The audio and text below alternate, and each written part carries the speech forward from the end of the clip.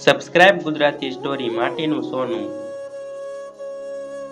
એક વખતની વાત છે. ઉત્તર ગુજરાતના એક નાના ગામમાં કિશોર નામનો યુવાન રહેતો હતો. કિશોરનો પરિવાર ખૂબ જ ગરીબ હતો. ઘર કાચું હતું, ખાવા માટે રોટલો પૂરતો ન હતો. પણ એક વાત ખાસ હતી, કિશોરને પોતાની જમીન અને ગામ પર ખૂબ પ્રેમ હતો. ગામના ઘણા લોકો કહેતા, અહીં કંઈ નહીં મળે, શહેર જઈને કામ કર. અહીં બગડેલી જમીનમાં તારા સપના નહીં પૂરા થાય.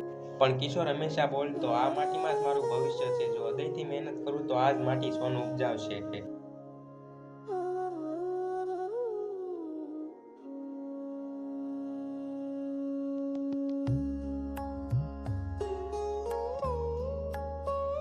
વળાંક.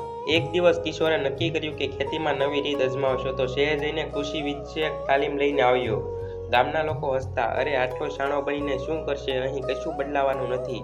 પણ કિશોર કોઈની વાત નહીં સાંભળી. તે નવા બીજ, ટપક સિંચાઈ અને જૈવિક ખાતરનો ઉપયોગ કરતો રહ્યો. રોજ સવારથી સાંજ સુધી ખેતરમાં ખપતો.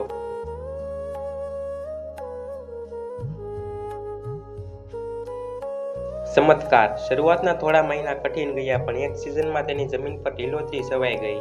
જે ખેતરને લોકો બિનઉપયોગી ગણતા હતા, એ જ ખેતરમાં સોનાથી પણ કિંમતી બની ગયું. કિશોરનો પાક એટલો સુંદર આવ્યો કે આજુબાજુના ગામના લોકો જોવા આવતા. સરકાર સુધી વાત પહોંચી અને કિશોરને પુરસ્કાર મળ્યો.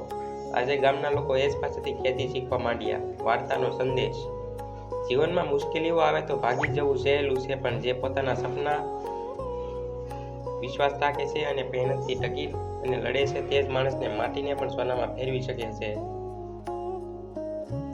જો તમને વાર્તા ગમી હોય તો લાઈક કરો, તમારા મિત્રો સાથે શેર કરો અને આવી ગુજરાતી મોટિવેશનલ સ્ટોરી માટે સબસ્ક્રાઇબ કરવાનું ભૂલશો નહીં. Subscribe Gujarati story.